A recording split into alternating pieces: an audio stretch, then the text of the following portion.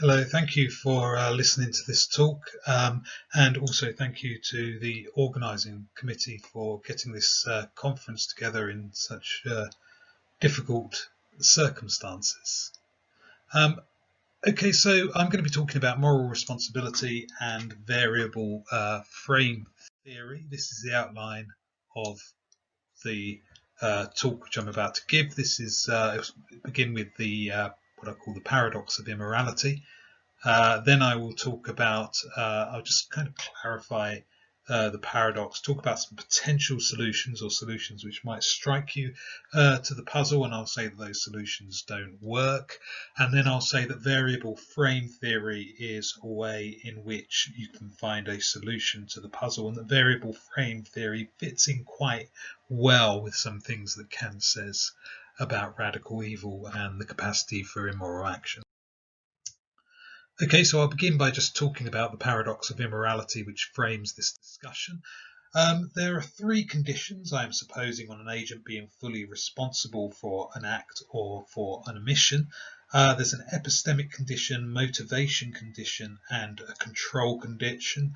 Some people collapse 1 and 2, but I'm going to keep them separate.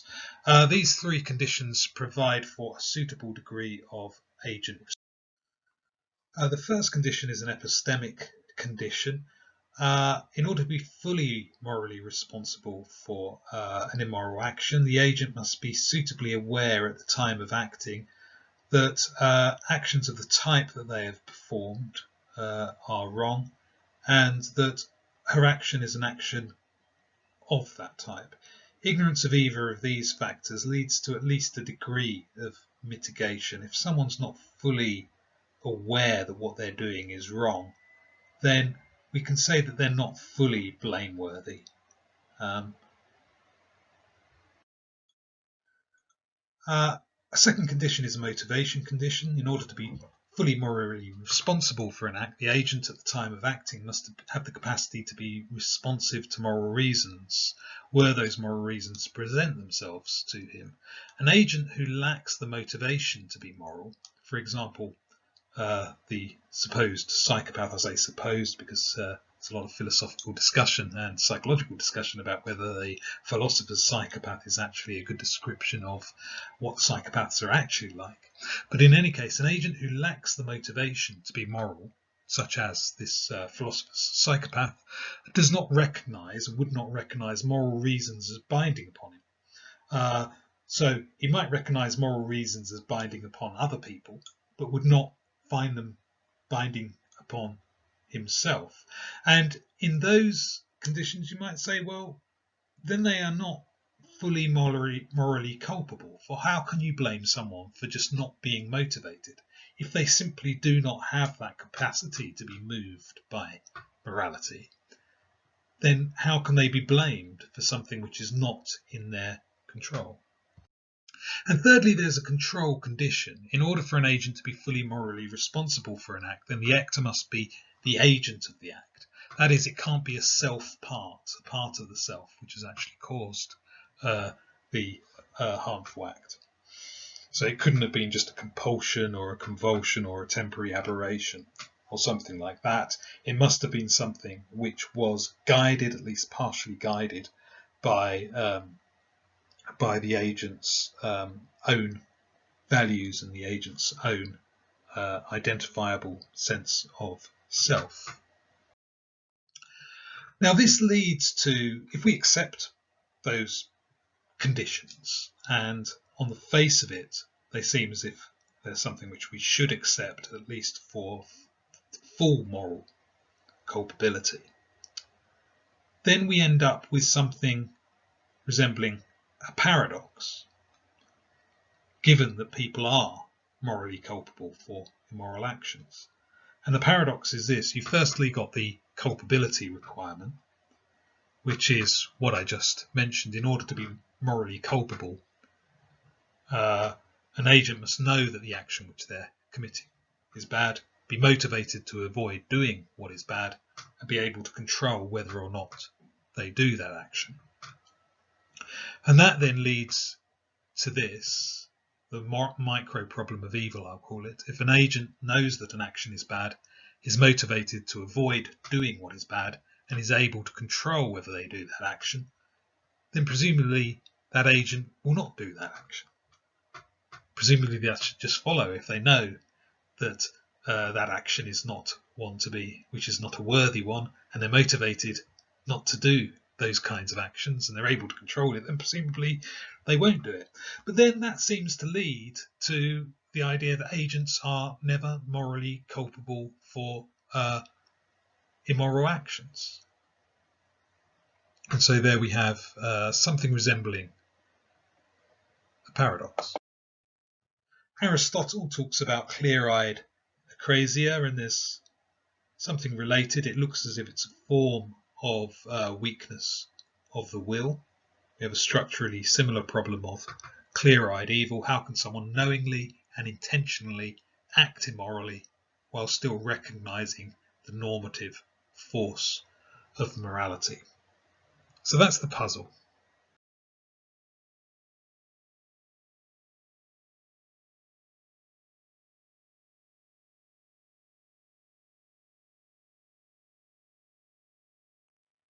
The first one is this kind of initial reaction might be to think that there isn't really a paradox here for the following reason: that what happens when someone acts immorally is they act just a bit selfishly. They're not being irrational, ignorant, indifferent, or out of control. Rather, if someone's being, you might agree that if someone's irrational, ignorant, indifferent, or out of control, then that means that they're not fully morally culpable. You might agree that there's a mitigating factors. And so what happens with immorality is that someone acts a bit selfishly. They're not ignorant of, or they're not unresponsive to moral reasons. They're not out of control. What happens is they simply give less weight than they should when deliberating about how to act, and they allow selfish reasons to predominate. Now, there might well be something true about this, that's what the immoral agent does. They allow selfish reasons to predominate over moral reasons. But if we're thinking about this in terms of weighing reasons, then I don't think it can be the correct answer. And it can't be the correct answer because it just seems to push the problem back a step. The agent on this account must either be ignorant of the relative weight of moral reasons opposed to selfish reasons.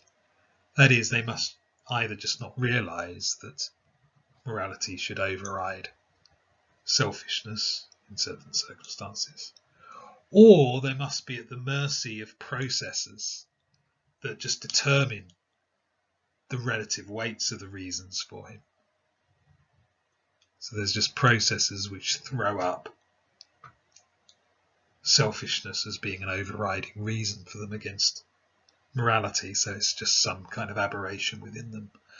Or they're just unresponsive to the true relative weight of the reasons for morality against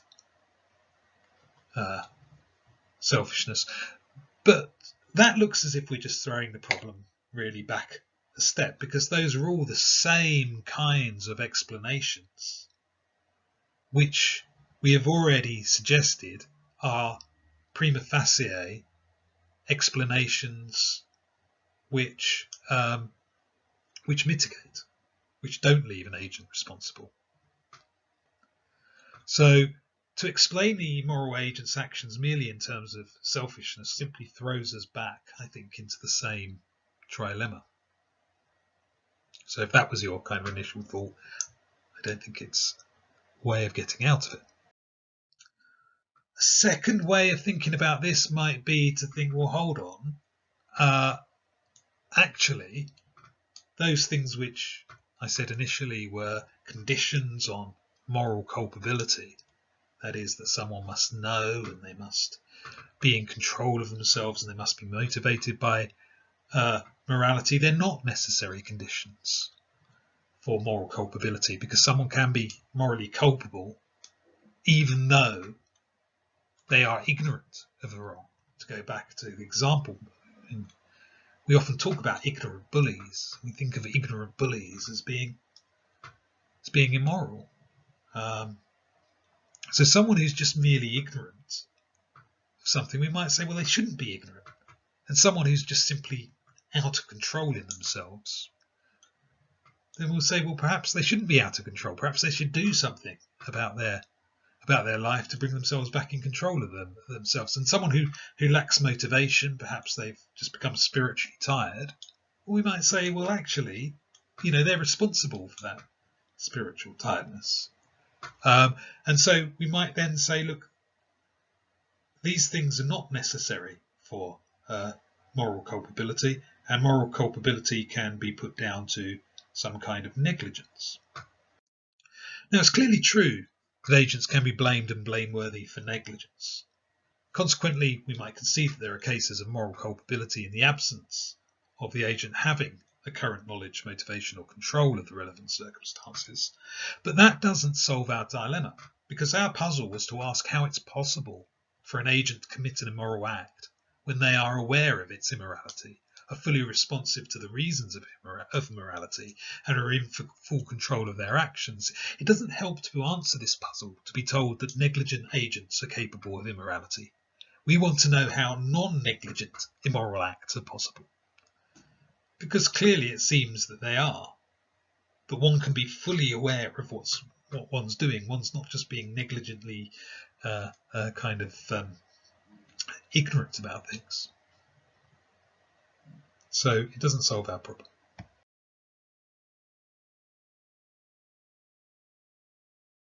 Morality. So Michael Bacharach's version of team reasoning fits into the broad scaffolding of variable frame theory. Variable frame theory denies that agents' strategic actions should be modelled as rational choices made over objectively defined values, as I think he takes it standard game theory and decision theory would be. Two elements to this. Firstly, the description of the agent's choices is intentional rather than extensional. That is, that the agent's choices are determined by how they view the choices which they make and the outcomes which result, rather than just some kind of objective description of the outcome and objective description of the values. And secondly, the description of the agent's choices is relativized to a frame, and so is conditional on that frame, and is not just an unconditioned choice and unconditioned deliberation.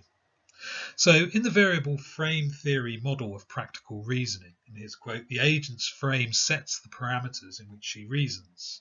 A frame determines choice by changing the logic by which people reason about what to do. So when an agent reasons within a frame, certain reasons for action will become salient that would not have been salient in an alternative frame. And perhaps also within different frames, and I'll perhaps talk about this in a minute, but different frames might also have certain different logic, different kind of structure to the way in which propositions relate to each other and reasons relate to each other. So a strategic judgment will therefore always be relativized to a frame. A frame is a gestalt or conceptual schema which will include its own proprietary logic to the extent that it circumscribes the thoughts that are logically possible for an agent at that time, including the reasons which might arise for that agent at that time, by shifting the conception or perhaps self-conception of the boundaries of the agent involved. So the idea is this is a transformation of agency, that you can just be thinking about yourself and you're the agent you're thinking about, and you're thinking about what values to maximize for yourself, and you're thinking about yourself as being the actor. Or you can think of yourself as being part of a team or a group, and then you're thinking of yourself as being part of a wider agent. So the I frame, someone is reasoning in an I frame if she works out the best outcome for her.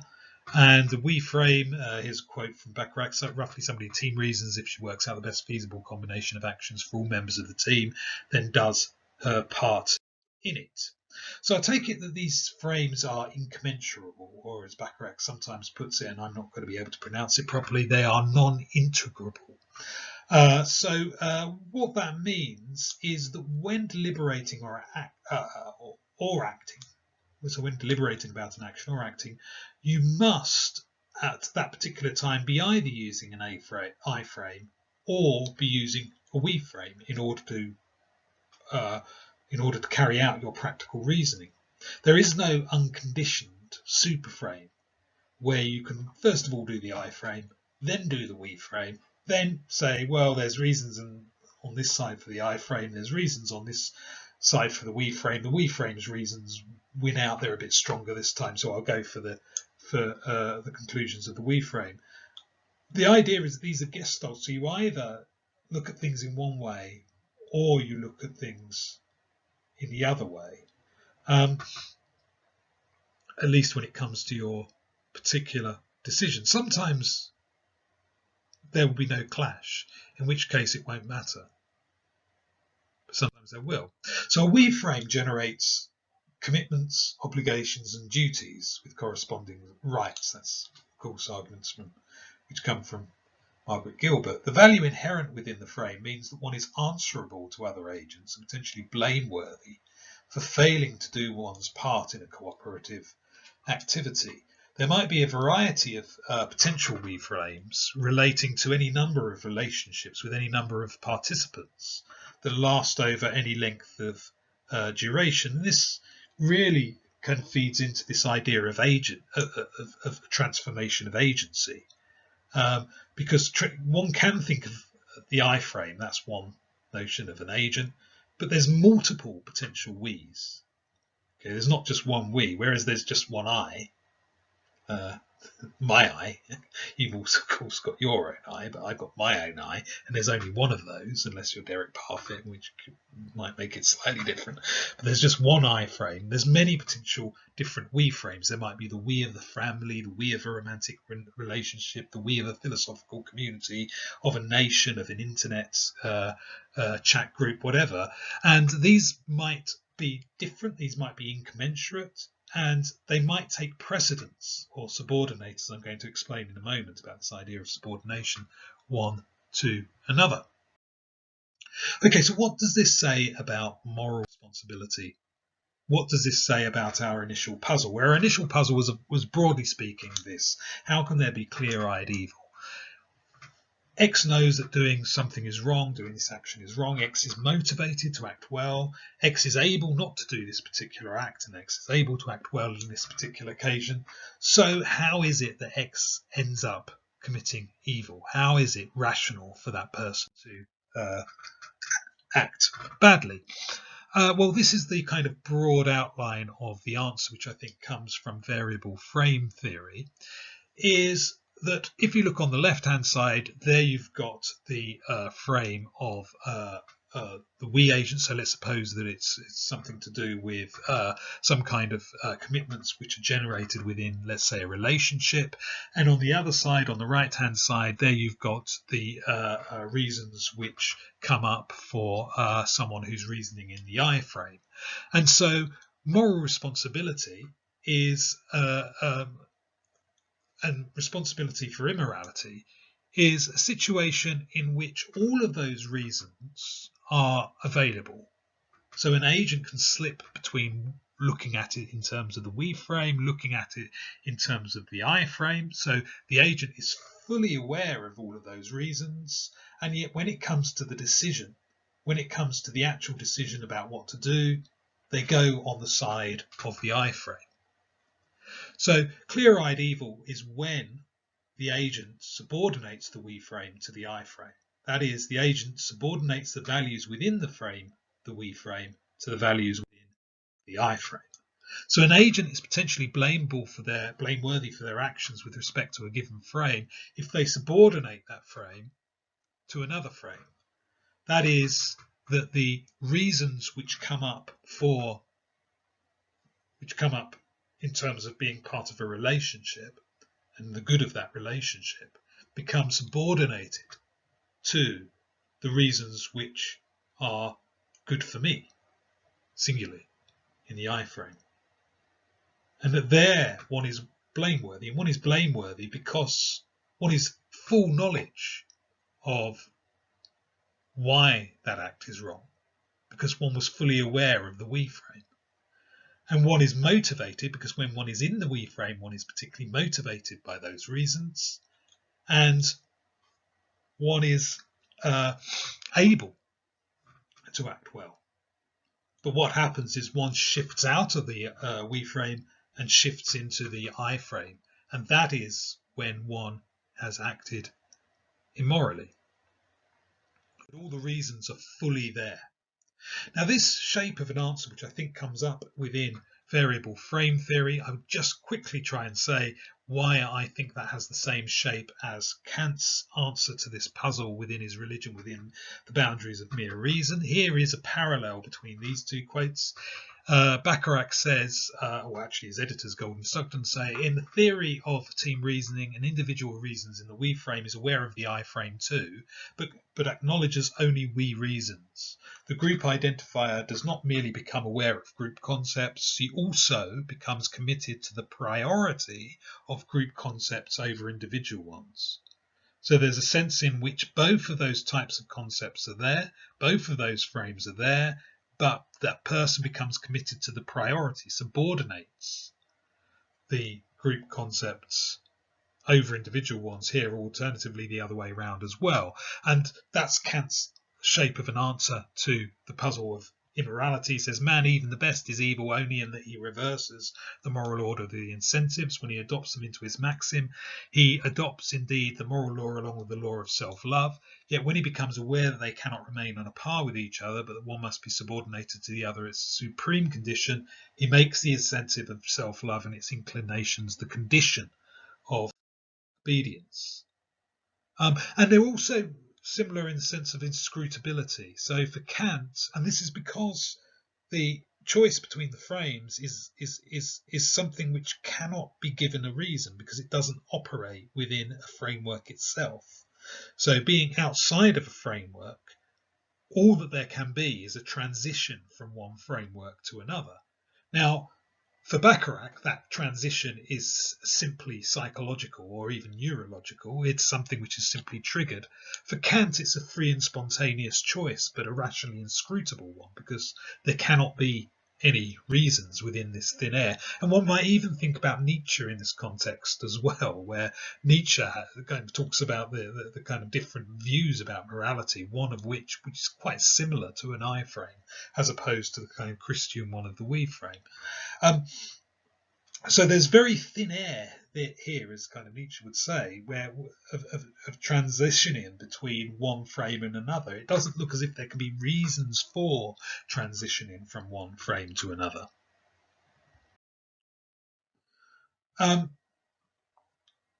So that might make, sorry, this is going to be slightly out of sync with this slide, but that might make someone feel as if, well, have we actually answered this question? Because if someone has not got any reasons for moving between one frame and another, and moving from one frame to another can be something which is merely triggered, you might think, well, have we really answered this question of moral responsibility? But I think we have answered the question of moral responsibility and blameworthiness, because the values arise within a frame. And so within a frame, one is responsible for trying to make those reasons so that they're fully determinate, so that those reasons don't waver in the face of temptation, for example. So one could be blamed from within a frame for failing to make its reasons the determining part of one's actions, and one can be blamed from within a frame for failing to make its reasons a determining part of one's character. Thank you for listening.